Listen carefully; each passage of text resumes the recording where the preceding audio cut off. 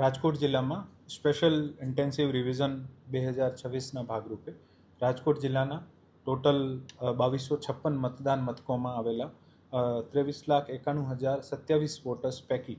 23,35,298 વોટર્સને આપણે enumeration forms જે છે આ ડિસ્ટ્રીબ્યુટ કરી દીધા છે. હજુ આને આપણી કામગીરી જે છે લગભગ 98% પહોંચી ગઈ છે. આજે ઓલમોસ્ટ જેટલા પણ રિમેનિંગ હશે આને વિતરિત કરી દેવામાં આવશે અને હવે આવનારા દિવસોમાં અમારી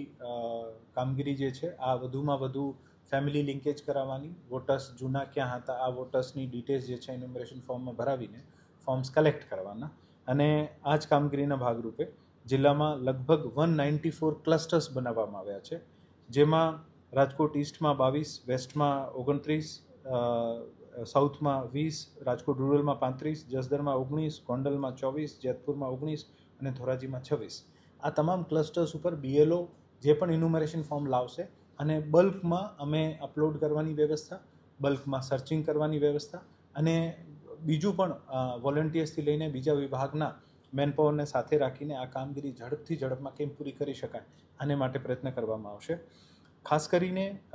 તારીખ 15, 16 નવેમ્બર અને 22, 23 નવેમ્બરના દિવસે BLO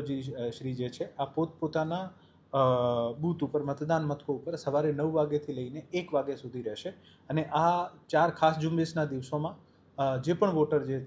જેને કોઈ પણ શંકા હોય, કોઈ પણ કન્ફ્યુઝન હોય, કોઈ પણ